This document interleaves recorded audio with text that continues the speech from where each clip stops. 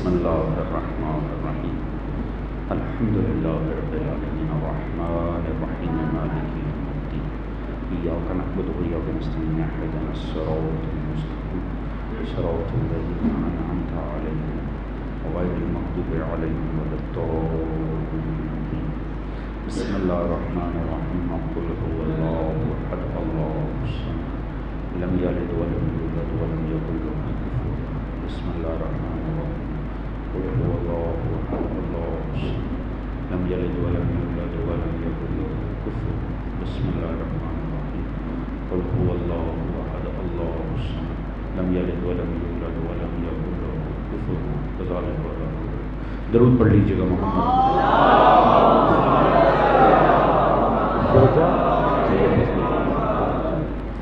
پروردگار اس فاتحے کو زوجہ سید محسن عباس مرحوم کمیل کاظمی اور دیگر کے حق میں قبول و منظور فرمائے. سبھی مرحومین کے درجات کی بلندی کے لیے درود پڑھ لیجیے گا محمد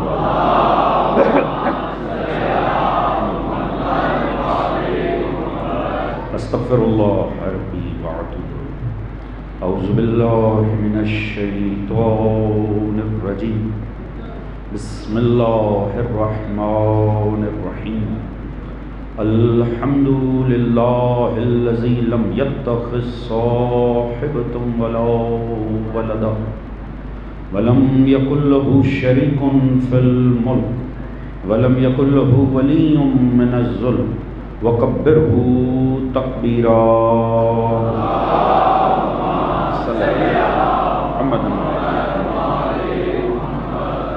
الصلاة والسلام علی رسولہ الکریم المکی المدنی الامی صاحب الوقار والسکینہ المدفون بعرض المدینہ ابی القاسم المصطفى محمد صلی اللہ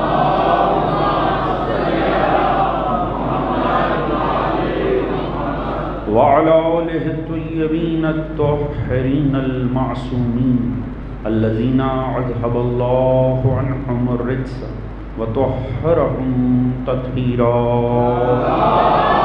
اللہم صلی علی محمد.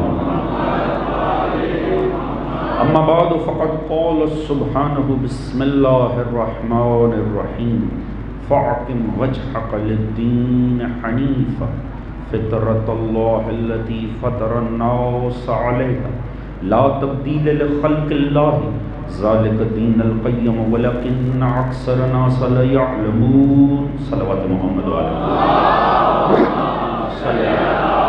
محمد علیہ. دعا ہے رب کائنات بسب کے ذکر محمد و آل محمد اس فرش رضا کا بچھایا جانا منتظمین کی یہ کاوش اسپانسر حضرات کی محنت آپ دوستان کی شرکت پروردگار سے اپنی بارگاہ میں قبول و منظور فرمائے. آل محمد کے ذکر کے صدقے میں تمام حاضر غیر حاضر مومنین کی تمام تر نیک دلی شرعی حاجات کو قبول و منظور فرمائے. سبھی مومنین کے رزق عزت دولت علم فہم شعور صحت میں برکت عطا فرمائے. سبھی کے شرم عزت پردے جان و مال کو محفوظ فرمائے.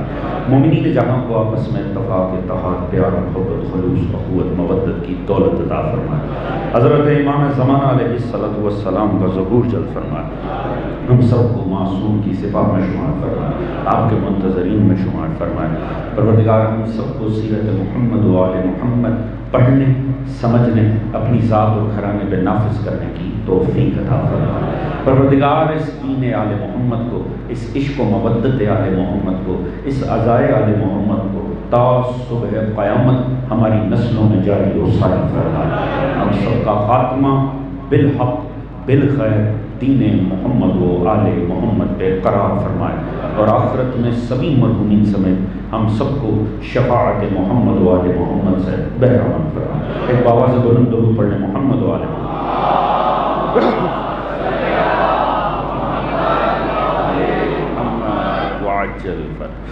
اجازت ہے جی بات کا آغاز کیا. حضرات سامعین دین فطرت کے عنوان پر یہ آج کی ہماری دوسری نشست ہے. کل کی شب میں جو مطالب آپ حضرات کے گوش گزار کیے یقیناً اس کا کوئی نہ کوئی خاکہ آپ کے ذہنوں میں محفوظ ہوگا. گفتگو کا لب لباب یہ تھا کہ اللہ رب العزت نے فطرت کے عنوان سے اپنے دین کو ہم میں رکھ کے ہمیں اس دنیا میں بھیجا ہے. یعنی ہر انسان، اس سے کوئی تعلق نہیں ہے کہ اس کے ماں باپ کا مذہب کیا ہے. ماں باپ یہودی بھی ہو سکتے ہیں، ماں باپ عیسائی بھی ہو سکتے ہیں، ماں باپ کا کوئی مکتب، حتیٰ وہ بے دین ہو سکتے ہیں، وہ گاڈ لیس طبقے سے تعلق رکھ سکتے ہیں، ایتھیسٹ ہو سکتے ہیں. مگر ایک بات کنفرم ہے، جو نعمت اولاد کی صورت میں اللہ نے ان کی جھولی میں ڈالی ہے وہ بچہ مسلمان ہے. اسی لیے پیغمبر نے فرمایا ہر پیدا ہونے والا بچہ مسلمان پیدا ہو رہا ہے. لہٰذا کب تک مسلمان؟ تب تک مسلمان جب تک کہ اپنی عقل و فکر کی روشنی میں وہ انکار حق نہ کرتے.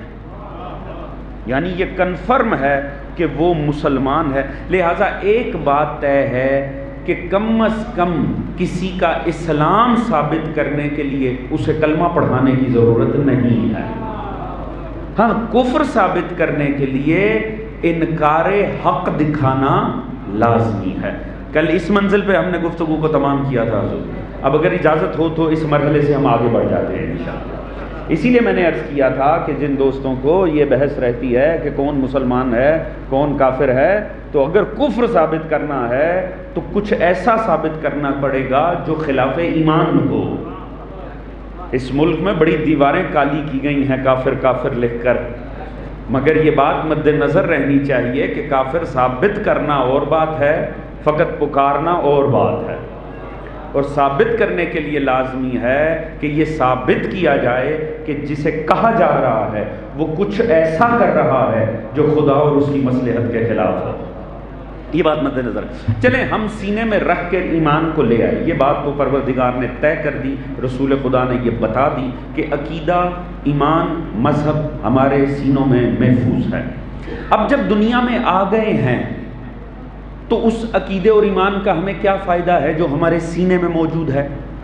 آیا پروردگار نے ہمیں کوئی طاقت اور شعور دیا ہے کہ جس کے تحت وہ ایمان، میں جوانوں کے لیے یہ موضوع مطرح کروں، جوانوں کے لیے عرض کروں، وہ ایمان جو ہمارے سینوں میں محفوظ ہے اسے ہم نے اس جہان ظاہر میں کھوجنا کیسے ہے؟ اسے تلاش کیسے کرنا؟ کس انداز میں ہم اس کے ساتھ کنیکٹ ہو سکتے ہیں؟ یہ تو طے ہو گیا کہ سینے میں ایمان ہے. اب پروردگار نے، کل بھی ہم نے قرآن کے سہارے بات آگے بڑھائی تھی، انشاءاللہ قرآن کے سہارے ہی گفتگو آگے جاری رہے. ارشاد خداوندی ہوا، یہ سورہ مبارکہ نحل کی 78ویں آیت ہے، 78 آیت سورہ نحل کی.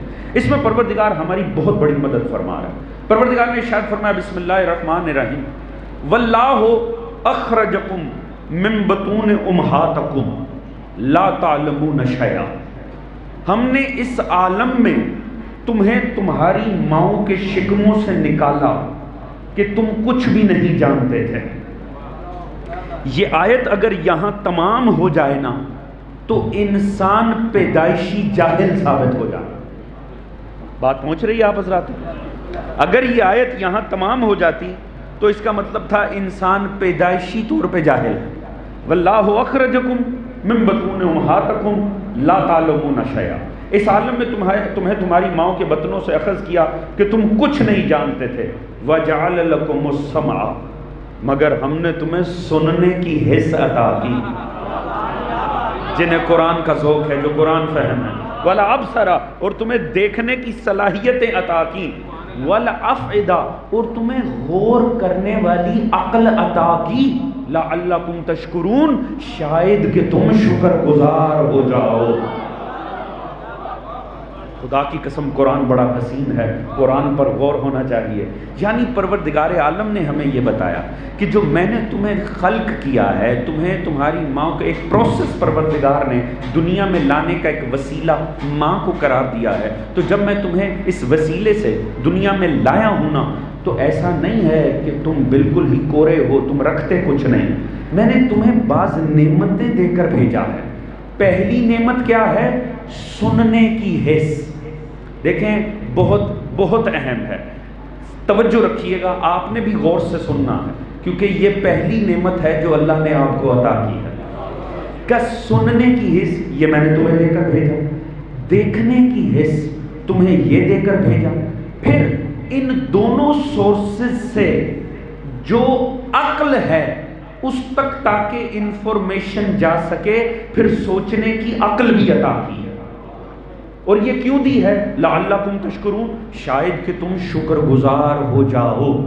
اس کا مطلب ہے انسان بے وسیلہ دنیا میں نہیں آیا، اس کا مطلب ہے خدا نے یوں ہی نہیں بھیج دیا، اللہ نے بعض نعمتیں، جس بات کے لیے محنت کر رہا ہوں لطف آئے گا اگر بات پہنچی میرا ساتھ دیجیے گا، یعنی اللہ رب العزت نے انسان کو جو دنیا میں بھیجا ہے تو بعض نعمتوں کے ساتھ بھیجا ہے، جس میں سننے کی قوت ہے، دیکھنے کی قوت ہے، اور ان دو وسیلوں سے جو انفارمیشن اکٹھی ہوگی اسے پروسیس کرنے کے لیے اللہ نے عقل عطا کر دی ہے، شاید کہ شکر گزار بن جاؤ۔ تو یہ ہم دو نعمتیں لے کر آئیں۔ اب ان دو نعمتوں کے ذریعے ہم نے درک کرنا ہے حق و حقیقت کو۔ ایک آیت ہو گئی سورہ نحل کی 78ویں، میں اس کے ساتھ جوڑ کے آپ کے سامنے سورہ اعراف کی 179ویں آیت پیش کروں، 179، اور اس میں پروردگار نے انہی نعمتوں کو دہرایا مگر الگ انداز میں ہے۔ تو جو آپ دوستان کیجیے، میرے ساتھ توجہ رکھیے گا تھوڑی سی۔ حضور پروردگار نے فرمایا وَلَقَدْ ذَرَنَا لِجَهَنَّمَ كَثِيرًا مِّنَ الْجِنِّ وَالْإِنسِ، کثیر تعداد انسانوں اور جنوں کی میں اٹھا کے جہنم میں پھینک دوں گا۔ واضح پروردگار نے بتا دیا، کس نے جنت میں جانا ہے کس نے جہنم میں یہ ہمیں نہیں پتا، اتنا پتا ہے اکثریت نے جہنم میں جانا۔ توجہ ہے جی، کثیر تعداد جنوں اور انسانوں کی میں جہنم میں ڈالوں گا۔ کن کی؟ انسانوں اور جنوں کی۔ یہی وہ دو مخلوقات تھیں جن سے اللہ نے تقاضۂ بندگی کیا تھا، وما خلقت الجن والانس الا لیعبدون، جن دو سے اس نے تقاضۂ بندگی کیا تھا۔ خدا نے بتا دیا یہ تو بات کی بات ہے، کون جائے گا کون نہیں جائے گا، میں ان کی اکثریت کو اٹھا کر جہنم میں پھینک دوں گا۔ چلے میں توجہ لینے کے لیے ایک جملہ عرض کرنا چاہوں گا، کم از کم وہ تو تیاری رکھیں جنہیں اپنی اکثریت میں ناز ہے۔ توجہ فرما رہے ہیں ابھی؟ کسی کے نزدیک حق کا معیار رش ہے، توجہ فرما رہے ہیں جی، کسی کے نزدیک اکثریت کا معیار تعداد ہے۔ پروردگار نے فرمایا مطمئن رہو اکثریت تو میں جہنم میں پھینکوں گا۔ یا اللہ اتنی تیری حسین مخلوق، پروردگار وہ جسے خلق کر کے تو احسن الخالقین ہے، پروردگار ایک پرفیکٹ مخلوق، ایک با کمال مخلوق جس سے تو نے تقاضۂ بندگی کیا، تو اسے جہنم میں پھینک دوں گا؟ کیوں پروردگار ایسا کیوں کرے گا؟ فرمایا میں نے لہم قلوب لا یفقہون بہا، میں نے عقل دی تھی یہ غور ہی نہیں کرتے تھے، وَلَهُمْ أَعْيُنٌ لَا يُبْصِرُونَ بِهَا، میں نے آنکھیں دی تھی یہ دیکھتے ہی نہیں تھے، لَهُمْ آذَانٌ لَا يَسْمَعُونَ بِهَا، میں نے کان دیے تھے یہ سنتے ہی نہیں تھے۔ وہی نعمتیں جو اس نے دے کر بھیجی تھی، جن کے متعلق سورہ نحل میں فرمایا کہ میں نے یہ نعمتیں تمہیں دے کر بھیجا ہے تاکہ اس کے ذریعے تم شکر گزار ہو جاؤ۔ اب اس کا استعمال نہ کرنے کی سزا بتا رہا ہے کہ میں نے عقل دی انہوں نے غور نہیں کیا، میں نے آنکھیں دی انہوں نے دیکھا نہیں، میں نے کان دیے انہوں نے سنا نہیں، لہٰذا کیا ہے اولئک کالانعام، تمہیں لگتا ہے یہ انسان ہے جنہیں میں جہنم میں پھینک رہا ہوں، یہ بظاہر چلتے پھرتے انسان نظر آتے ہیں اصل میں تو حیوان ہے۔ توجہ فرما رہے ہیں جی؟ یعنی پروردگار نے انسانیت کے سٹیٹس سے ہی گرا دیا۔ اس کا مطلب ہے انسان وہ ہے جسے جو نظر آئے جو سنائی دے وہ اسے عقل میں پروسیس کرے، وہ اس کے تحت حق کو کھوجنے کی کوشش کرے۔ اگر ایسا نہیں کرتا تو اللہ اسے انسانیت کے سٹیٹس سے گرا دیتا ہے۔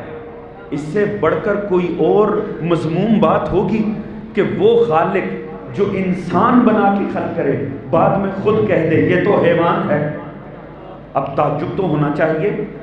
چل دو ٹانگوں پہ رہا ہے، کان بھی ایسے ہی ہیں، آنکھیں بھی ہیں، بظاہر خوبصورت بھی ہے، سارا ناک چہرہ آنکھیں کامل سب کچھ ٹھیک ہے، پروردگار فرما رہا ہے غلط فہمی میں نہ آنا، حیوان ہے۔ توجہ ہے جی؟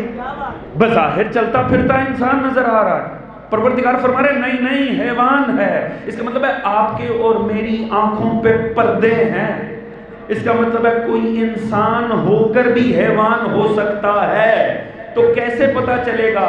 یہ ہیں اللہ کے وسیلے جو حق و حقیقت کو عیاں کر دیتے ہیں۔ آپ کی اور میری نگاہوں سے پتا نہیں چلتا، مگر یاد رکھیں چاہے کعبے کا طواف بھی کر رہے ہوں، معصوم کی 2 انگلیوں میں حیوان دکھائی دیتا ہے۔ جزاک اللہ۔ آفتاب اسلام، روح اسلام، شاہ مردان، شیر یزدان، ملک نعرہ توجہ فرما رہے ہیں حضرات؟ جزاک اللہ جزاک اللہ۔ یعنی پروردگار نے فرمایا کسی غلط فہمی میں نہ رہنا، چونکہ انہوں نے میری دی ہوئی نعمتوں کا کفران کیا ہے۔ میں نے انہیں نعمت بصر دی ہے، نعمت سماعت دی ہے، اور اس کے اوپر پروسیس کرنے والی عقل بھی دی ہے کہ ان سے حاصل کریں، عقل میں پروسیس کریں، جھک جائیں مجھے، مگر انہوں نے اس کی نفی کی ہے، انہوں نے اس سے استفادہ نہیں کیا۔ دیکھیں دوست، اس سے پہلے میں آگے بڑھوں، کچھ طالب علمانہ فرائض بھی ہوتے ہیں، میں عرض کر دوں، یاد رکھیں اللہ نے ابتدائی ترین نعمتوں کا جو ذکر کیا ہے نا، ہمیں دنیا میں بھیجتے ساتھ ہی وہ یہ 2 ہیں، دیکھنا، سننا اور قوت عقل۔ یاد رکھیے اگر آپ کا بچہ کچھ ایسا بول رہا ہے جو مناسب نہیں ہے تو یاد رکھیں اسے خدا نے سکھا کے نہیں بھیجا کہ یہ بدکاری پہ مبنی لفظ بول، آپ نے اور معاشرے نے جو سنایا ہے وہ بول رہا ہے۔ خدا کرے یہ بات پہنچ سکے حضور۔ یاد رکھیں اگر وہ کوئی بد عمل کر رہا ہے تو خدا نے اسے نہیں کہا کہ تو یہ بدکاری کر، آپ نے اور معاشرے نے جو دکھایا اس کی عقل نے وہی پروسیس کیا، وہ اسی لیے وہ کر رہا۔ لہٰذا اگر آپ چاہتے ہیں وہ جب بولے حق بولے تو پھر اس سے زبردستی نہ کریں، اسے سنائیں حق۔ کاش کہ یہ بات پہنچ جائے حضور۔ اگر آپ چاہتے ہیں کہ اس کے اعمال سے تقوی ظاہر ہو تو زبردستی نہ کریں، اسے دکھائیں وہ جو حق ہے۔ یاد رکھیں اسی لیے اس نے نہ خدا دیکھا ہے، نہ مصطفیٰ دیکھا ہے، نہ کسی امام کو دیکھا ہے، اس نے باپ کو ضرور دیکھا۔ کاش یہ بات پہنچ جائے۔ یاد رکھیں ہماری بڑی بدقسمتی ہے، ہم اپنی اولاد پہ وہ دین نافذ کرنا چاہتے ہیں اور ان میں کامل دیکھنا چاہتے ہیں جس پہ خود ہم کامل عمل نہیں کرتے۔ یہ میں بات یہاں روک کے، میں نے مجلس کا ماحول توڑ کے بات کی ہے، مگر کاش کہ آپ یہ تبرکن یہ تحفہ لے کر جائیں۔ یاد رکھیں جیسا اولاد کو بنانا چاہتے ہیں ویسا بن کے اس کے سامنے آ جائیں۔ اگر باپ ہی غلام علی بنے گا، اولاد خود بخود غلام آل محمد۔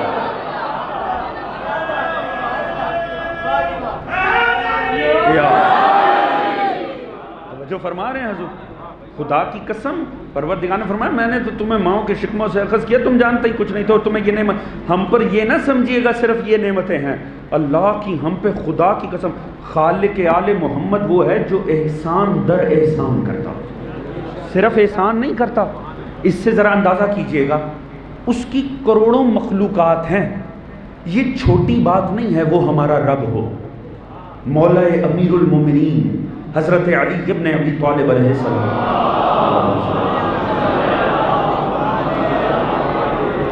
فرماتے ہیں الہی کفا بعزن ان اکون لقا عبدا وکفا بفخرن ان تکون لی ربا۔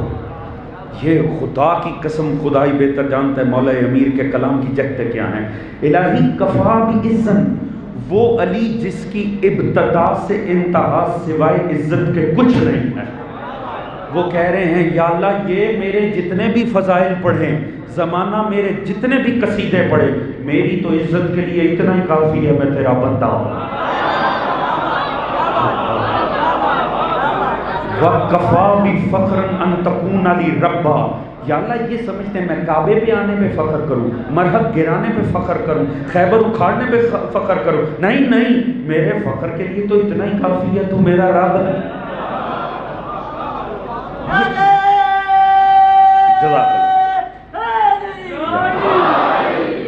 یہ کتنا، اس کا مطلب دیکھیں، اگر علی ابن ابی طالب جیسی مجموعہ فضائل ہستی وہ اگر یہ فرما رہی ہے میرے فخر کے لیے کافی تو میرا رب ہے، اس کا مطلب ہے یہ تو بیٹھے بٹھائے بڑا فخر ہے. تو پروردگار کا کروڑہا احسان دیکھیں، اس نے ہمیں کم از کم اتنا اعزاز تو عطا کیا ہے کہ ہمیں خلق کر کے ہم اس کی مخلوق ہو گئے، وہ ہمارا خالق ہو گیا. ہم مربوب ہو گئے، وہ رب ہو گیا. یعنی اللہ نے کتنی بڑی عزت دیا. مگر ایک منٹ، یہ اس کا احسان آپ اس طرح درک نہیں کریں گے. مجھے ایمان سے بتائیں، یہ جتنی مخلوقات ہیں کتنی ہیں خدا ہی بہتر جانتا. سائنس کہتی ہے جتنی مخلوقات زمین پر ہے نا، اس سے 10 گنا زیادہ تو سمندر میں ہے، وہ بھی اللہ کی مخلوق ہے. جو ہواؤں فضاؤں میں ہیں وہ بھی اللہ کی مخلوق ہیں. یہ ساری مخلوق کا رب کون ہے؟ اللہ رب ہے. اس کا مطلب ہے وہ ہمیں کچھ بنا دیتا تو ہمارا رب ہی ہوتا، ہم اس کی مخلوق ہوتے. اسے کہتے ہیں احسان خالق آل محمد. گدھا بنا دیتا نا تب بھی وہی رب ہمارا ہوتا، ہمیں نجس جانور بنا دیتا تب بھی وہ رب ہوتا. اس نے کروڑوں مخلوقات چھوڑ کے ہمیں انسان احسن الخالقین بن گیا. اللہ اکبر، اللہ یا رسول اللہ صلی اللہ علیہ وسلم. جزاک اللہ جزاک اللہ. توجہ فرما رہے ہیں جی. جو قوم توحید کا لطف دو لینا اس کا حق بنتا ہے علی اس کا امام ہو. توجہ فرما رہے ہیں جی. جو توحید سے لطف اندوز ہو. حضور یہ اس کا احسان ہے، اس نے کروڑوں اربوں مخلوقات چھوڑ. آپ نے کہیں دیکھا کہ گدھے کسی چونک میں اسٹرائک کر رہے ہیں، یا اللہ یہ ہمیں گدھا اور ان کو انسان کیوں بنا دیا؟ توجہ فرما رہے ہیں جی. کبھی آپ نے دیکھا حیوانوں نے اسٹرائک کی ہو، یا اللہ یہ کیا بات ہوئی، تو نے ہمیں حیوان بنا دیا انہیں انسان بنا دیا؟ جبکہ بہت سو کی حرکتوں کو دیکھ کے لگتا ہے سوال تو بنتا ہے. توجہ ہے. اچھا یہ ایک الگ فلسفے کا مضمون ہے، اگر کوئی طالب علم یا عالم دین بیٹھے ہوں وہ الگ ہے کہ بے شک اللہ نے جسے جو بنایا یہ اس کے عدل کا تقاضا تھا کہ اسے وہی بنایا جائے. میں ساتھ میں یہ طالب علمانہ جملہ عرض کر دوں، مگر میں کچھ سادی سی بات سمجھانے جا رہا ہوں. حضور کمال دیکھیں، پروردگار کا کروڑ ہے احسان دیکھیں. اربوں مخلوقات میں سے مچھر بنا دیتا، کتا بنا دیتا، گدھا بنا دیتا، چیل بنا دیتا، وہی ہمارا رب ہوتا. اس نے ہمیں انسان بنایا. مگر احسان خالق ہے احسن الخالقین. پروردگار کا احسان در احسان دیکھیں، اس نے ہمیں اربوں مخلوقات چھوڑ کر انسان بنایا. مگر انسان تو آدم سے چل رہا ہے. ہو سکتا ہے ہم ہو تو جاتے انسان، پیدا بھی ماں سے ہوتے، بظاہر انسان ہوتے، والد صاحب فرعون کی فوج کے لشکر کے سپاہی ہوتے. توجہ ہے جی. پتہ چلتا ہیں تو انسان ہی، والد صاحب نمرود کے نمائندے ہیں، تب بھی تو انسان ہی ہوتے. ایسا ہے کہ نہیں جی؟ اگر فرعون کا لشکر تھا وہ بھی تو انسانوں پہ مبنی تھا، ان کا بھی تو خالق رب بھی تھا. یہ ہے احسان در احسان خدا آل محمد کا. پہلے اربوں مخلوقات چھوڑ کر انسان ہونے کا شرف دیا، پھر کسی امت میں رکھ دیتا تو انسان ہی ہوتے. اس نے ہر امت چھوڑ کے ہمیں محمد مصطفیٰ کا امتی بنا دیا. اللہ توجہ فرما رہے ہیں یا توجہ فرما رہے ہیں صاحب. پہچانے ہر وہ جو حسین کا شیعہ ہے، جو علی کا شیعہ ہے، اپنے خدا کی عنایتوں کے اوپر ذرا توجہ رکھیے گا۔ اس خالق فطرت نے کتنی حسین تخلیق دی ہے۔ میں لے جانا وہاں تک چاہتا ہوں تاکہ آپ کو پتہ چلے، آپ جو آ کر عزا خانہ میں بیٹھے ہیں نا، یہ کتنا بڑا انعام ہے خدائے خالق آل محمد کا۔ یعنی اندازہ کریں، اربوں مخلوقات میں سے کچھ بنا تھا، وہ ہمارا خالق ہوتا، ہم اس کی مخلوق ہوتے، تب بھی شکر تھا، مگر اس نے اربوں مخلوقات چھوڑ کر ہمیں انسان ہونے کا شرف عطا کیا ہے۔ پھر اندازہ کریں، رکھتا فرعون کے لشکر میں رکھ سکتا تھا، نمرود کے پیچھے نیزہ ہاتھ میں پکڑا کے کھڑا کر سکتا تھا، اس نے ہر امت کو چھوڑ کے ہمیں مصطفیٰ کی امت بنا دیا۔ مگر وسیع تو امت مصطفیٰ بھی بہت ہے۔ ہو سکتا ہے بظاہر ہم بھی کلمہ گو ہوتے، سفین میں لشکر شام میں کھڑے ہوتے، ہو سکتا ہے ہم بھی بظاہر کلمہ پڑھتے، کسی اونٹ کی دم کو پکڑ کے ہم بھی جبل میں کھڑے ہوتے۔ خدا کا احسان در احسان در احسان دیکھیں، پہلے اربوں مخلوقات چھوڑ کر انسان بنایا، پھر ہر امت چھوڑ کے مصطفیٰ کا امتی بنایا، اور جب امت محمد میں آئی نا بات تو ہر کس و ناکس کے گھر نہیں بھیجا، اس گود میں اتارا کہ ماں کو کنیز زہرا بنا دیا، باپ کو غلام علی بنا۔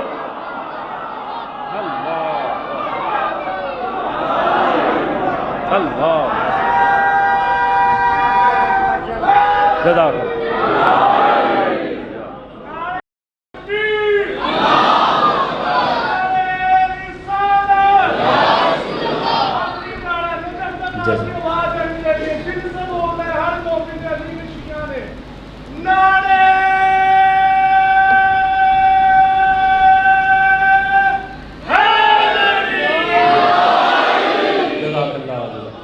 توجہ فرما رہے ہیں صاحبان، پہچانے اس خالق آل محمد کے احسانوں کو۔ اس نے دیکھیں پھر حق بنتا ہے نا دوستو، حق بنتا ہے نا۔ اور یہ جتنے احسان میں نے آپ پر گنوائے ہیں نا، یہ زندگی کے 20ویں سال جا کر نہیں ہوئے، 40ویں سال نہیں ملے، پہلے سانس کے ساتھ یہ احسان ہو گیا۔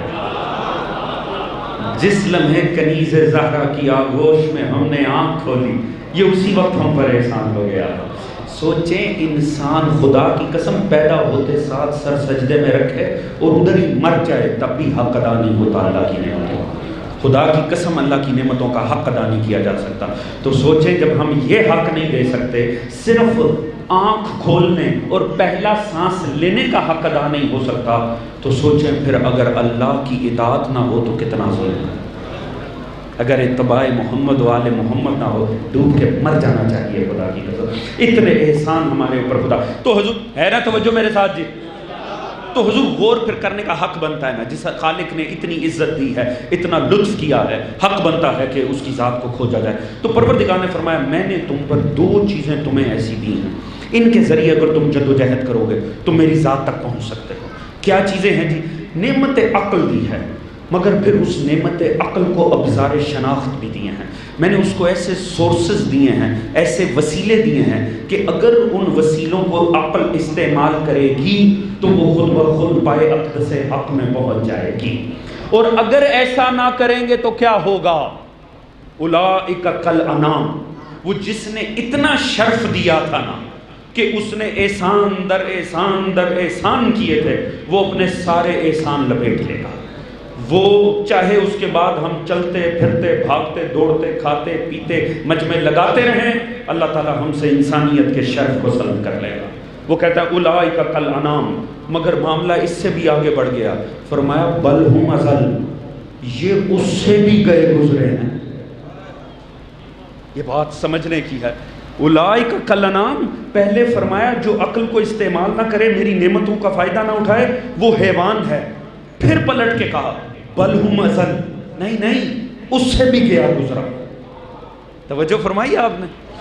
مفسرین نے اس آیت کے اوپر بڑی لطیف بحث کی ہے کہ اس آیت میں اللہ نے کیسا مزاج کا اظہار کیا ہے۔ یہ آپ کا اور میرا طریقہ ہوتا ہے کہ پہلے ہم ایک بات کرتے ہیں، اگر ہمیں لگے نا اس بات کی شدت کم ہے، ہم اپنے جملے کو دہراتے ہیں۔ یہ ہماری نارمل لینگویج ہے۔ ہم اکثر کہتے ہیں وہ صاحب ایسے ہیں، اچھا ایسا لگے نا کہ ابھی حق ادا نہیں ہوا، ہم پھر جملہ رپیٹ کرتے ہیں، صاحب ایسے بھی ہیں، ایسے بھی ہیں اور ایسے بھی ہیں. ایسا ہی ہوتا ہے جی. اچھا یہ تو ایسا ہوتا ہے کہ ہمیں لگتا ہے ہم نے پوری بات نہیں کی. یہ خالق اس بے ذہن کے ذہن میں کیا آیا کہ پہلے کا حیوان ہے، پھر کا نہیں اس سے بھی گئے گزرے ہیں. توجہ فرما رہے ہیں حضور؟ چلیں ہمارے تو ذہن کو لگتا ہے ابھی ہم نے بعض چیز پہلے سوچی نہیں تھی. یہ خالق کیوں کر رہا ہے؟ پہلے کہتے ہیں حیوان، پھر کہتے ہیں اس سے بھی گئے گزرے. ایک ہی بات سمجھ میں آتی ہے، یقیناً پروردگار کے مد نظر ہوگا بعض حیوان بھی ایسے ہیں جنہوں نے حق ادا کیا ہے. توجہ ہے جی؟ ناقہ صالح بھی ہے، مظلوم کا ذوالجناح بھی ہے. یعنی بعض حیوان بھی ایسے ہیں جو حق ادا کرتے ہیں.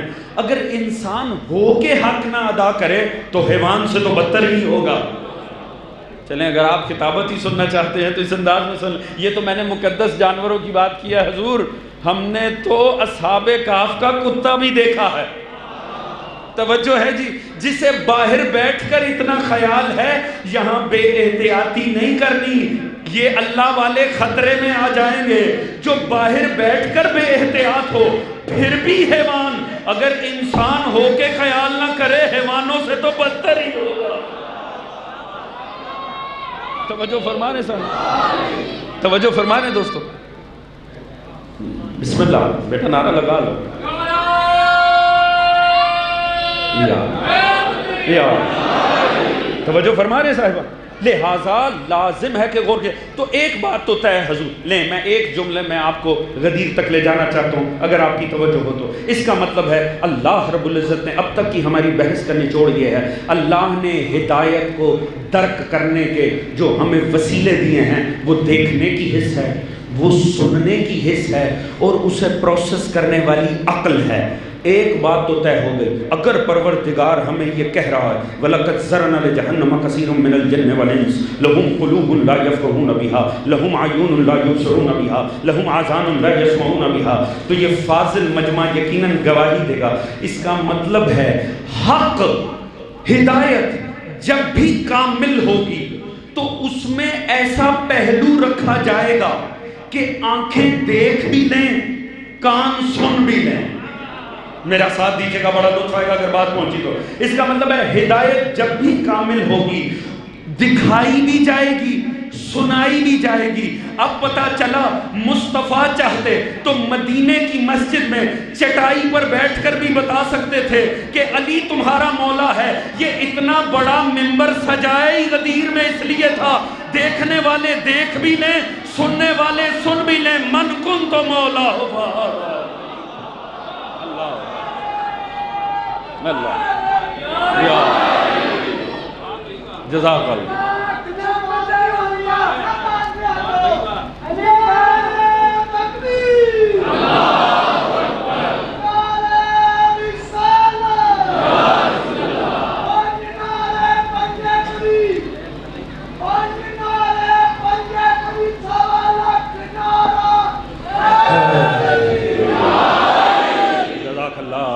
جزاک اللہ. توجہ فرما رہے ہیں صاحبہ.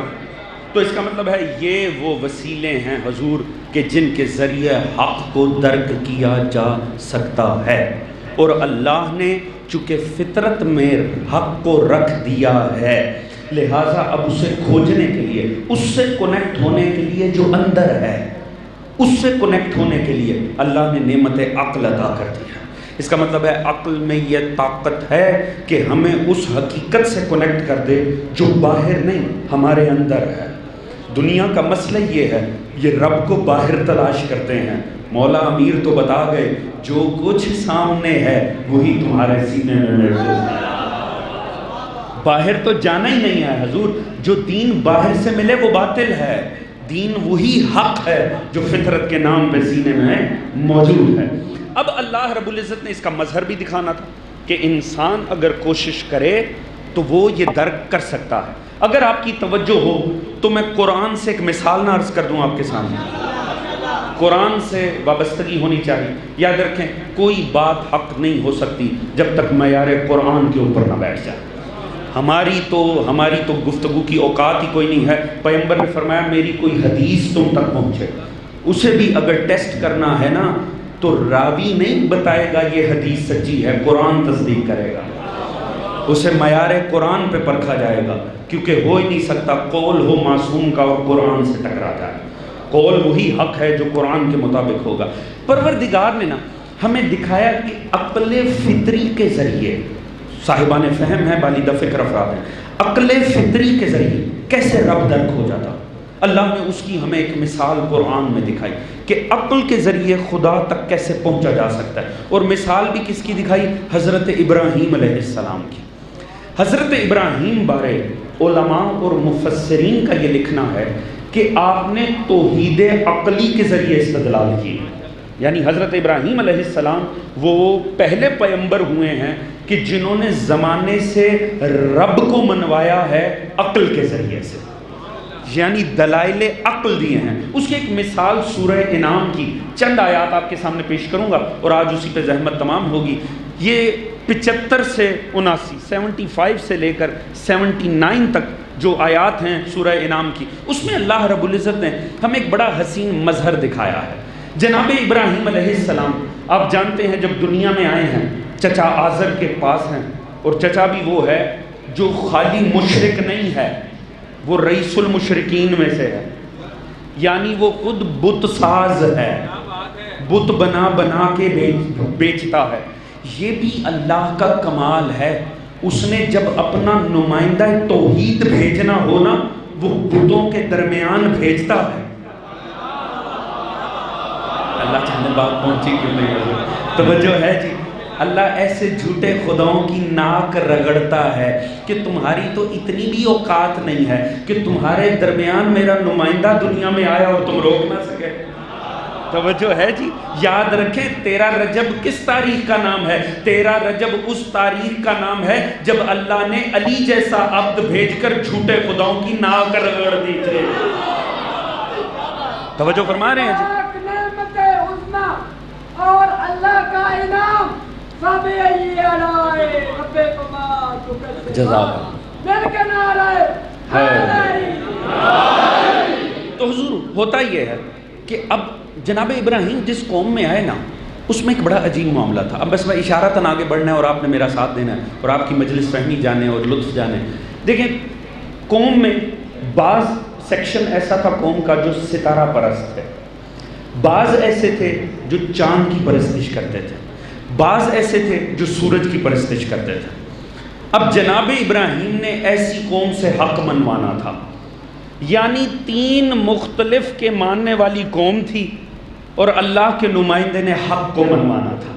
اب بڑی مشکل تھی. اب جب آپ آئے نا سامنے، جیسے ہی آپ بلوغ کی سرحد کو بظاہر کراس کیا، اب قوم کے سامنے آئے. علماء نے لکھا قرآن نے تو اسے بظاہر اکٹھے بیان کیا مگر یہ الگ الگ واقعہ ہے. آپ نے ہوا کیا؟ پروردگار فرماتا ہے وَكَذَلِكَ نُرِي إِبْرَاهِيمَ مَلَكُوتُ السَّمَاوَاتِ وَالْأَرْضِ وَلَيَكُونَ مِنَ الْمُوقِنِينَ. ہم نے ابراہیم کو آسمان و زمین میں کچھ ملکوت دکھائے تاکہ وہ یقین کرنے والوں میں سے ہو جائیں. اب ہوا کیا کہ ابراہیم نے ایک دن دیکھا سارے ستارہ پرست اکٹھے ہیں. آپ ان کے درمیان جا کر بیٹھ گئے. اتنے میں ایک ستارہ آسمان کے اوپر طلوع ہوا. اب پروردگار نے بڑے حسین انداز میں بتایا کہ ہم نے آسمان پہ ملکوت کیسے دکھائے. پروردگار نے فرمایا کہ ہوا کیا وَلَيَكُونَ مِنَ الْمُوقِنِينَ تاکہ وہ یقین کرنے والوں میں سے ہو. فَلَمَّا جَنَّ عَلَيْهِ اللَّيْلُ رَأَى كَوْكَبًا. رات ہوئی ستارہ نکلا. ابراہیم اب ان کے درمیان بیٹھ کر کہہ رہے ہیں ہاذا ربی، یہ میرا رب ہے، کیونکہ باقی سب کا وہ رب تھا. لہٰذا ان کے درمیان احتمالی انداز اپنایا، کہا ہاذا ربی، یہ میرا رب ہے. فلما افلا، تھوڑی دیر بعد ستارہ ڈوب گیا. کہنے لگے لا یحب الافلین، میں ڈوبنے والوں کو تو پسند ہی نہیں کرتا. توجہ ہے جی. ہم تسلسل ابراہیمی میں ہیں. ہمارے مصطفیٰ نے کہا میں دین ابراہیم کا تسلسل ہوں، اور ہمارے جد ابراہیم پہلے دن بتا رہے ہیں ستاروں کی چمک سے متاثر نہ ہو جانا، ذرا سی ظلم کی بدلی چھائے یہ نظر بھی نہیں آتے. توجہ فرما رہے ہیں جی. فلما رأى القمر، پھر کیا ہوا؟ ان کا تو علاج ہو گیا، پھر ان میں جا کر بیٹھے جو چاند پرست تھے، فلما رال قمر بازغا، اتنے میں چاند برآمد ہو گیا، فرمایا ھذا ربی، کیا یہ میرا رب ہے؟ فلما افلا، تھوڑے سے بادل آئے، چاند بھی غائب ہو گیا۔ کہنے لگے لا یحب الافل، میں ڈوبنے والوں کو پسند نہیں کرتا۔ اور ساتھ ہی بڑی خوبصورت، جیسی دیکھا نا فلما رال قمر بازغا ھذا ربی فلما افلا، فرمانے لگے اگر میرا رب میری ہدایت نہ کرے، اگر میرے رب نے میری ہدایت نہ کی، میں تو ظالمین میں سے ہو جاؤں گا۔ اگر میرا رب میرا ساتھ نہ دے تو میں ظالمین میں سے ہو جاؤں گا۔ آگے بڑھے، سورج پرست بیٹھے تھے، تھوڑی دیر میں اندھیرا چھٹا، سورج نکلا ہے، فلما را الشمس بازغا، جیسے ہی سورج نکل، فرماتے ہیں ھذا ربی، یہ میرا رب ہے۔ کوئی اور دلیل نہیں دے رہے، فقط عقل استعمال کروا رہے ہیں۔ فرما رہے ھذا ربی، یہ میرا رب ہے۔ فلما افلت، وہ بھی ڈوب گیا۔ اور ساتھ میں ایک بڑا حسین جملہ اس کی دلیل کے طور پہ کہا، فرمایا ھذا ربی ھذا اکبر، یہ میرا رب ہے، یہ تو بہت بزرگ بھی ہے۔ ہو سکتا ہے نا کسی کے نزدیک ماننے کا معیار ہی بزرگی ہو۔ توجہ فرما رہے ہیں، دو ساتھ ہیں کہ نہیں ہیں؟ فلما افلت، وہ بھی ڈوب گیا۔ فرمانے لگے انی بریء مما تشرکون، میں تمہارے شرک سے بری ہوں۔ انی وجہت وجہی للذی فطر السماوات والارض حنیفا وما انا من المشرکین، میرا رخ اس خدائے حنیف کی طرف ہے، یعنی اس دین حق کی طرف جو میرے سینے میں ہے۔ ما انا من المشرکین، میں کسی طور مشرکوں میں سے نہیں ہوں۔ اس کا مطلب ہے دین وہی حق ہے جو باہر نہ ملے، سینے میں ملے مومن کو۔ توجہ فرما رہے ہیں کہ اب یہاں سمجھنے کی بات یہ ہے، ابراہیم نے، دیکھیں یہاں ابراہیم نے کوئی آیت نہیں پڑھی، خدا اور رسول کا کوئی حوالہ نہیں دیا، کوئی حدیث پیش نہیں کی، کیا وہی حق جو ظاہر میں ہے اسے عقل سے منوانے کی کوشش کی۔ بتایا ہے دنیا والوں، عقل کو استعمال کرو، جو ڈوب جائے، جو فانی ہو، وہ خالق نہیں ہو سکتا۔ توجہ ہے سیدنا محترم، جسے دوام نہ ہو وہ تمہارا رب نہیں ہو سکتا۔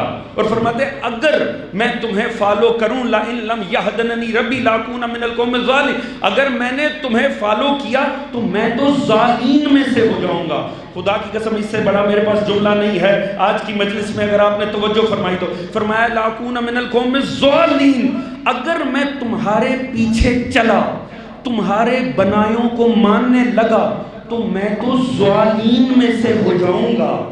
آپ اس لفظ سے واقف ہیں نا، ظالم؟ اس سے زیادہ اللہ نے ہمیں کسی لفظ سے واقف نہیں کیا۔ ہر نماز میں ہم سے دعا منگواتا ہے، میرے سامنے کھڑے ہو کر یہ دعا کر، یا اللہ صراط مستقیم پہ رکھنا، ظالمین میں سے نہ رکھنا۔ یہ صراط مستقیم کنہیں کہتے ہیں؟ آج تک امت میں بحث ہے، مگر تعریف الاشیاء بازدادہا، چیزیں اپنی ضدوں سے پہچانی جاتی ہیں۔ اگر صراط مستقیم سمجھ میں آئے تو ظالین سمجھ میں آ جائے، ظالین سمجھیں تو صراط مستقیم سمجھ میں آئے۔ ہمیں ہمارے جد ابراہیم نے روز اول بتا دیا، ظالین انہیں کہتے ہیں جو اپنے بنائیوں کو مانے، تو صراط مستقیم پہ وہ ہوں گے جو خدا کے بنائیوں کو مانتے ہو۔ جزاک اللہ۔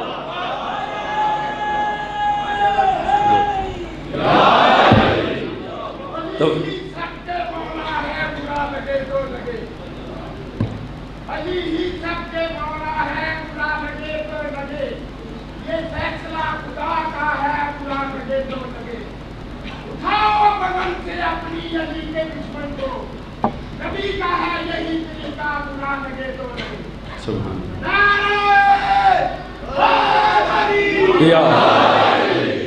جزاک اللہ، توجہ فرما رہے ہیں دوستو۔ تو حضور اس کا مطلب ہے عقل انسانی میں اللہ نے اتنی بساط رکھی ہے، اتنی طاقت رکھی ہے کہ اگر اس کے تحت غور ہو تو انسان رب کامل تک پہنچ سکتا ہے۔ اور اس کا ایک ہی طریقہ ہے، دین سازی کرنے نہ بیٹھ جائے، بلکہ جو وسیلے خدا نے بنائے ہیں ان سے رب کو کھوجنے کی کوشش کریں۔ توجہ فرما رہے ہیں حضور، حیف ہے دنیا پر آنکھوں اور کانوں کے تحت رب تک پہنچو تو شرک نہیں ہوتا، علی و مصطفیٰ کے ذریعے پہنچو تو شرک ہو جاتا ہے۔ توجہ ہے جان محترم، اللہ نے تو انسان کو مجبور وسیلہ بنایا ہے۔ یاد رکھیں انسان محتاج وسیلہ ہے، اور اس نے عقل انسانی کو یہ شعور اور طاقت دی ہے کہ اس کے وسیلے سے دین فطرت پر وہ پہنچ سکتا ہے۔ بس حضور اس کا مطلب ہے ہمیں باہر سے دین سازی نہیں کرنی چاہیے، وہ دین جسے عقل کی سپورٹ حاصل ہو اس کے تحت آل محمد کے ذریعے خدا تک پہنچنا چاہیے۔ انشاءاللہ اس سلسلہ گفتگو کو جاری رکھوں گا، وقت مد نظر ہے، آج چاہتا تھا ایک دو نکات اور پیش ہو سکے، مگر انشاءاللہ کل مجلس کا آغاز ان نقطوں سے عرض کروں گا۔ بس اس بات کو یاد رکھیے گا، دین فطرت ہمارے اندر خالق نے رکھا ہے، اور اس دین فطرت پر نہ حضور ہم پر احسان ہے حسین ابن علی کی ذات۔ خدا کی قسم ہم پر اس دین پر احسان اگر ہے تو وہ محمد و آل محمد کا احسان ہے۔ بس عقلوں کا حق یہ بنتا ہے اسے فضائل آل محمد میں غوطہ زن کر دیا جائے، آنکھوں کا حق یہ بنتا ہے ان سے فضائل علی کو پڑھا جائے، کانوں کا حق یہ بنتا ہے ان سے فضائل آل محمد کو سنا جائے۔ حضرت آیت اللہ دست غیب شیرازی فرماتے ہیں میں نے سارا دین پڑھ کے اسی نتیجے پر پہنچا ہوں کہ علی کے فضائل کا، آل محمد کے فضائل کا پڑھنا آنکھوں کے گناہوں کا کفارہ ہے، ان کا سننا کانوں کے گناہوں کا کفارہ ہے، اور اس کا بولنا، ان کا پڑھنا زبان کے گناہوں کا کفارہ ہے۔ حق بنتا ہے کیوں نہ خدا یہ عنایت کرے، کیونکہ انہی ہستیوں نے تو دین خدا کو بچایا ہے۔ بس آج جانتے ہیں نا کون سی تاریخ ہے دوستوں، میں نے پہلے بھی عرض کیا تھا جتنا مرضی ذکر کر لیا جائے مگر یہ مہینہ تو رونے کا مہینہ ہے، اس مہینے کا حق تو فقط گریے سے ادا ہو سکتا ہے، کیونکہ جناب زہرا کے دل کی آس ہی یہ گریہ ہے، اور آج تو 2 محرم کی تاریخ ہے۔ جانتے ہیں نا 2 محرم کس تاریخ کا نام ہے؟ جن کے سینوں میں کربلا ہے وہ جانتے ہیں 2 محرم کا تعلق کتنا گہرا ہے۔ خدا کی قسم چین شہر میں نہ جنگل میں پناہ ملتی ہے، دیکھیے قبر مسافر کو کہاں ملتی ہے، اور آج اس مسافر کا سفر تمام ہو گیا۔ میرے مولا کا لشکر بڑھ رہا ہے، ایسے میں ایک صحابی کی تکبیر بلند ہوئی، استفسار کیا کہ تو نے تکبیر کیوں بلند کی ہے؟ اس نے کہا مجھے ایسا لگتا ہے کوئی نخلستان ہے جو سامنے آ رہا، کوئی سرسبز و شاداب جگہ ہے، مجھے ایسا لگ رہا ہے کوئی درخت ہے جو مجھے نظر آ رہے ہیں۔ ساتھ میں سے ایک شخص نے کہا نہیں میں اس جگہ کا پرانا مسافر ہوں، مجھے پتہ ہے یہاں کوئی نخلستان نہیں ہے۔ امام نے فرمایا چلتے رہو بھی معاملہ واضح ہو جائے گا۔ کچھ قدم چلے تھے کہ ایک مرتبہ ایک صحابی گھبرا کر آیا، اس نے کہا مولا وہ جنہیں میں درخت سمجھ رہا تھا نہ وہ نیزوں کی نوکیں دکھائی، وہ نیزے آ رہے ہیں جن سے آل محمد کے بچوں کو گرایا جا رہا ہے، وہ بچیاں آمادہ ہو کر آ رہی ہیں جنہوں نے اکبر کے سینے کو توڑ دینا ہے۔ وہ کہا وہ نیزے دکھائی دے رہے ہیں، آگے بڑھے تو دیکھا لشکر غر ہے، اور کس حالت میں ہے؟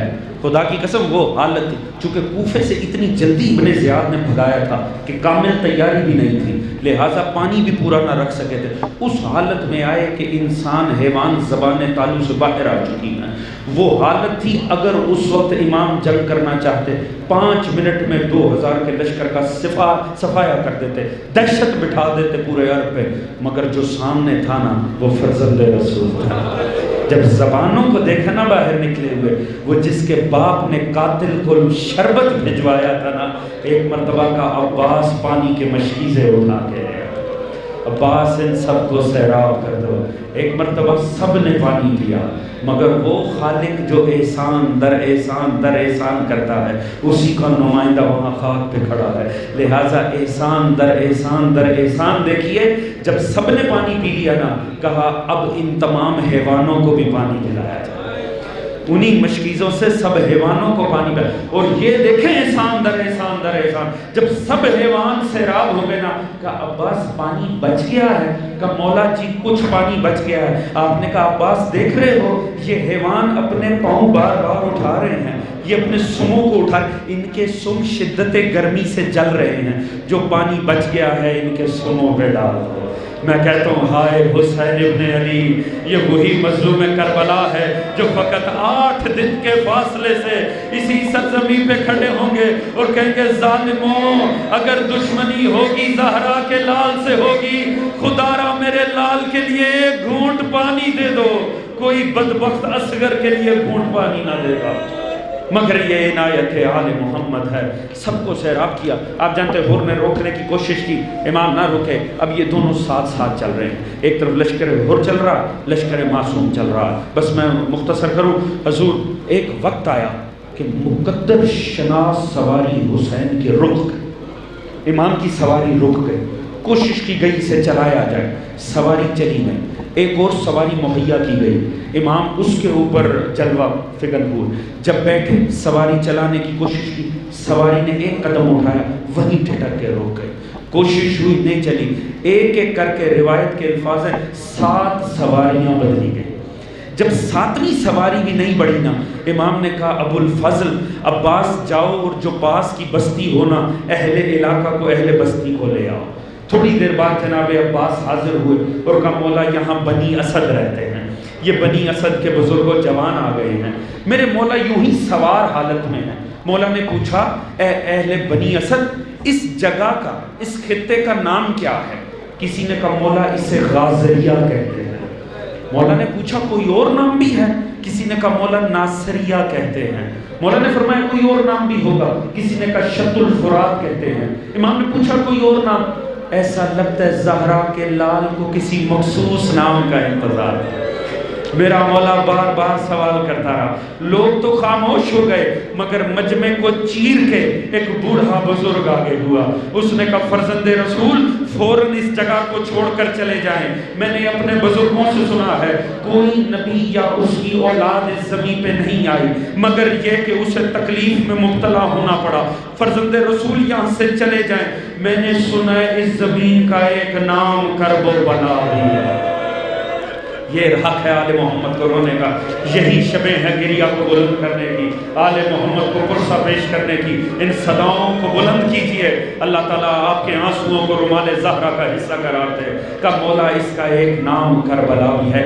جیسے ہی نام کربلا آنا تھا نا، امام کے ہاتھوں سے باغیں چھوٹ گئی، امام نے باغوں کو چھوڑ دیا، کہا عباس سواریوں کو بٹھا دو، خیمے لگا دو۔ جیسے یہ حکم کیا، جناب عباس پیچھے آئے سواریوں کو بٹھاتے ہوئے، اماریاں بٹھانی شروع کی، بیویوں نے استفسار کیا ہم یہاں کیوں رک رہے ہیں؟ کہا حکم معصوم ہے۔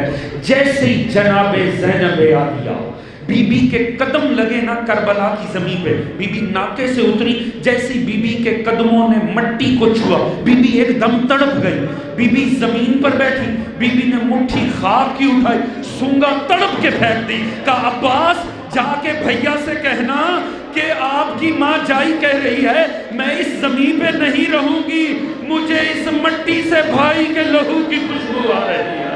جناب عباس نے آ کر کہا آقا زادی کہہ رہی ہے میں نے اس سرزمین پہ نہیں ٹھہرنا، ہم سفر جاری رکھیں۔ سنا رو کر کہا عباس جا کے زینب کو بتا دو آپ کے بھائی کی زندگی کا سفر تمام ہو گیا۔ اجرکم اللہ، یہی حق ہے آل محمد کو رونے کا۔ فرمایا جا کر بہن کو بتا دو بس آپ کے بھائی کی زندگی کے سفر تمام ہو گئے ہیں، حسین کی زندگی میں اب مزید کوئی سفر نہیں ہے، بس حضور خیام لگا دیے گئے ہیں، آل محمد کی مستورات داخل خیمہ ہو گئی ہیں۔ میرے مولا نے ایک مرتبہ بنی اسد سے کہا اپنا وفد لے کے میرے پاس آؤ، پورے بنی اسد امام کے سامنے آئے، معصوم نے فرمایا دیکھو اہل بنی اسد میں اس زمین کو خرید کرنا چاہتا ہوں۔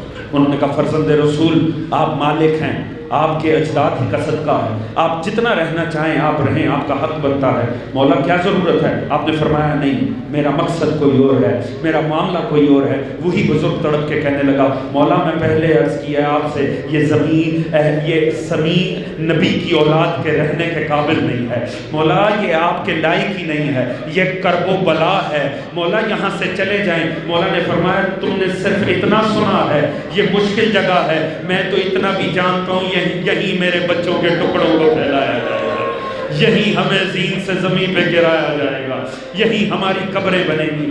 مولانا نے 60 سے 70 ہزار دینار میں جناب علی اکبر کے نام کی اس جاگیر کو خرید لیا۔ آپ نے پھر فرمایا بنی اسد والو میں تمہیں کچھ وصیتیں کرنا چاہتا ہوں، زیادہ دیر زحمت سماعت نہیں، بس میں بات کو ختم کروں۔ کہ میں تمہیں کچھ وصیتیں کرنا چاہتا ہوں۔ کہ مولا حکم فرمائے۔ مولا نے فرمایا میری پہلی وصیت یہ ہے 11 محرم کو جب یہ اشقیاء اپنے نجس جنازے دفنا کے یہاں سے چلے جائیں گے، تم بیلچے اٹھا کر آنا، ہماری لاشوں کو دفنا دینا۔ اور دیکھو میری دوسری وصیت یہ ہے ہماری قبروں پہ کسی طور زراعت نہ کرنا، دریا کے قریب کی زمین ہے مگر ہماری قبروں پہ زراعت نہ کرنا۔ اور خدا کی قسم میں عرض کرتا ہوں تیسری بات تو ایسی ہے کہ ہر شیعہ کا حق بنتا ہے اگر یہاں رو رو کے مر بھی جائے نہ تو کم ہے۔ میرے مولا نے وہاں تیسری وصیت میں اپنے قیامت تک آنے والے شیعوں کو یاد کیا، کہا بنی اسد والو جب بھی میرا کوئی شیعہ ظاہر مجھے ڈھونڈتے ہوئے کربلا کی زمین پہ آئے تو دیکھنا اسے اپنا مہمان کر لینا، اسے بتانا یہ مظلوم کی قبر ہے، یہ ساتھ میں اکبر ہے، یہ اصغر کی قبر ہے، اور وہ جو فرات پہ لیٹا ہے، وہ جو فرات پہ تنہا قبر ہے، وہ غازی عباس کی قبر ہے۔ اور اس کے بعد میرے مولا نے ایک اور وصیت کی، کہا بنی اسد والو میرے شیعہ کو کم از کم 3 دن میری قبر پہ ٹھہرانا، 3 دن ٹھہرانا۔ مولا نے علت بیان نہیں کی، علماء مقتل نے توجیہ کی، انہوں نے کہا نہیں سمجھ میں آیا 2 محرم کو معصوم کیوں فرما رہے ہیں میرے شیعہ کو 3 دن تک ٹھہرانا، میرا ظاہر یہاں 3 دن ٹھہرے؟ فرمایا وہ تو جب 7 محرم کو پانی بند ہوا، 10 کو شہادت ہوئی، تب پتہ چلا ہمارا معصوم یہ چاہتا تھا، مولا حسین چاہتے تھے صبح قیامت تک آنے والے شیعہ ذرا کربلا پر آئیں اور 3 دن یہاں ٹھہر کے دیکھیں کہ اس گرم سرزمین پر 3 دن بغیر پانی کے ننھے ننھے بچوں کے ساتھ مولا کیسے رہے۔ یہی حق ہے حسین کو رونے کا۔ خدا کی قسم موت بھی آ جائے گا میں حسین میں تو حق نہیں بنا۔ میں کہتا ہوں مولا کتنے کریم ہیں، ہمارا مولا تو ہمیں کبھی بھولا ہی نہیں۔ میرا مولا 2 محرم کو کربلا آیا، ہمیں یاد رکھا، اور 10 محرم تک مولا نے شیعہ کو بھولا نہیں۔ اس روایت کی شیعوں بڑی قدر کرنا، کیونکہ جو روایت ہم تک پہنچی ہے نا، یہ روایت سکینہ نے تماچے کھا کے پہنچائی ہے۔ جب 10 محرم کو بی بی تماچے کھا کے پلٹی ہے نا شمر کے، کہا میں نے کان لگایا بابا کے ہونٹ ہل رہے تھے، آواز آ رہی تھی میرے شیعوں جب کبھی ٹھنڈا پانی پینا مجھ مظلوم کی پیاس کو جو اجرکم اللہ، اجرکم اللہ۔ یہی حق ہے آل محمد کو رونے گا۔ ہمارا مولا تو کبھی ہمیں بھولا ہی نہیں۔ فرمایا شیعوں جب کسی غریب کا ذکر آئے حسین پہ ماتم کرنا، میرے مولا اپنے مولا کی مظلومیت پہ رو لینا۔ پھر فرمایا بنی اسد والو، بنی اسد والو جاؤ جاؤ اور جا کر اپنی عورتوں کو بھیجو، اپنی عورتوں کو بھیجو۔ چلے گئے بنی اسد کے مرد، تھوڑی دیر بعد ان کی عورتیں وارد ہوئی۔ مولا نے فرمایا دیکھو بیویو میرے ساتھ مخدورات عصمت و طہارت ہے، میں اپنے ساتھ نبی ذاتیوں کو لے کر آیا ہوں، علی و بطول کی بیٹیاں خیموں میں بیٹھی ہیں۔ دیکھو یہاں پر 10 محرم کو ہماری شہادتیں ہوں گی، 11 محرم کو ہو سکتا ہے جب تمہارے مرد آنے لگے یہ بدبخت اشقیاء انہیں اجازت نہ دے، ایسا کرنا تم پانی بھرنے کے بہانے آنا، پانی بھرنے کے بہانے آنا، اور آ کر پانی بھرنے کے بہانے ہماری لاشوں پہ مٹی ڈال دینا، اس انداز میں ہمیں دفنا دینا۔ اب اصل غربت کا آغاز ہو رہا۔ فرمایا اب جاؤ اور اپنے بچوں کو بھیجو۔ اب سننا حسین کربلا آ کر کتنے قریب ہو گئے۔ بو تراب کا بیٹا کہہ رہے چلے جاؤ اور جا کر اپنے بچوں کو بھیجو۔ تھوڑی دیر گزری، بچوں کی پوری فوج معصوم کے سامنے آ گئی۔ مولا نے فرمایا ننھے شہزادو میرے ساتھ بھی چھوٹے چھوٹے بچے ہیں، میرے ساتھ چھوٹے چھوٹے آل محمد کے شہزادے ہیں۔ دیکھو بچوں جب 11 محرم کا دن ہوگا نا، ہو سکتا ہے تمہارے بڑے نہ آ سکیں، ہو سکتا ہے تمہاری مائیں نہ آ سکیں، اب اس سے بڑی اور قربت مظلوم کربلا کیا ہوگی جو بھری امت میں چھوٹے بچوں سے استغاثہ کر رہے ہیں۔ میرے مولا رو کر کہتے ہیں اگر بڑے نہ آ سکیں تم کھیلنے کے بہانے آنا، کھیل کھیل میں ہماری لاشوں پہ مٹی ڈال دینا، ہو سکتا ہے ایسے ہی ہماری لاشیں دفن ہو جائے، مگر ہائے غربت حسینہ، 11 محرم کا دن آیا، نہ مرد آئے، نہ عورتیں آئیں، نہ بچے آئے، اور یہاں لاش نبی زادے کی پڑی تھی۔ جیسے ہی زہرا کی بیٹی آئی، لاش کی حالت دیکھی، رخ مدینے کی طرف کیا، کہا نانا کیا یہی آپ کا فرزند حسین؟